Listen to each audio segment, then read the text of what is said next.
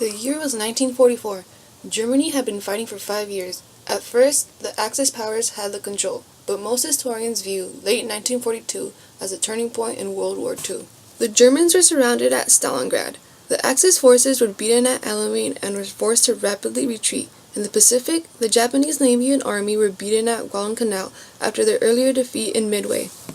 The German military leaders recognized that Hitler was leading Germany in a suicidal war on two fronts.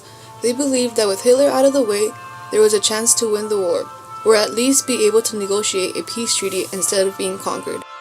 On the meeting of July 20th in the Wolf's Lair conference room with Hitler and more than 20 German officers and staff, Stauffenberg planted a bomb under the table that the Nazi leader was using.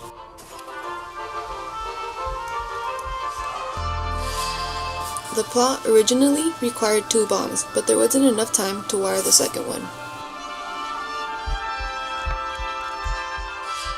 When Stauffenberg entered the conference room, the meeting was already underway. He needed to get as close to Hitler as possible, so he used the excuse that his hearing wasn't good due to his injuries.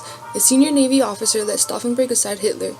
He placed the briefcase that contained the bomb under the table and made an excuse to leave. The bomb went off at 12:42 p.m. 1 person died instantly, and 3 others were mortally wounded. However, Hitler suffered only minor injuries. After the bomb went off, Stauffenberg, believing Hitler was dead, flew to Berlin to initiate Operation Valkyrie, a plan to use Germany's reserve army to stage an uprising against the Nazi regime.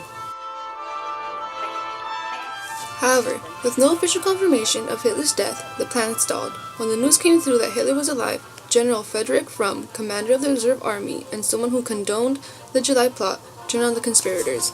Stauffenberg was arrested and executed on July 21, 1944. Over the following weeks, Himmler's Gestapo, driven by furious Hitler, rounded up nearly everyone who had the remotest connection with the plot.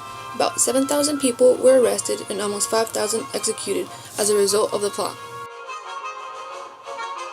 In the aftermath of the July plot, Hitler and his top officials took an even firmer grip on Germany and its war machine.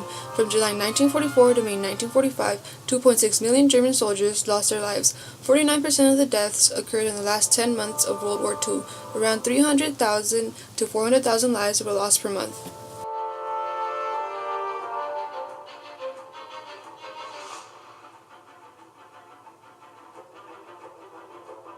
The Allied air forces roamed the skies over Germany, bombing roads, bridges, railways, and cities. From 1944 onward, it was clear to almost anyone that Germany would lose the war.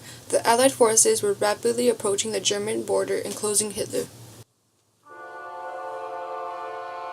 On April 30th, 1945, Hitler committed suicide. Shortly after, Germany surrendered to the Allies. But what if the July plot had succeeded?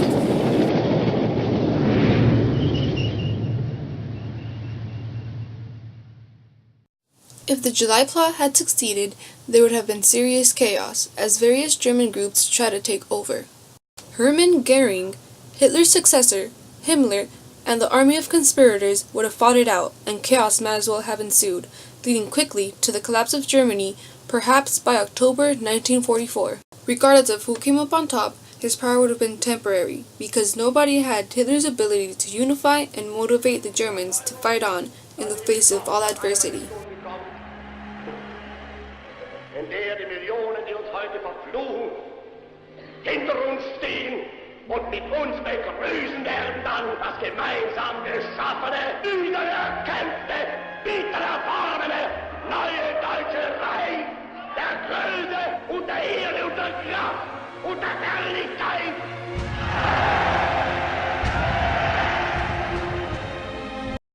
Germany would have surrendered to the Allied powers, and World War II would have ended much sooner, saving millions of lives.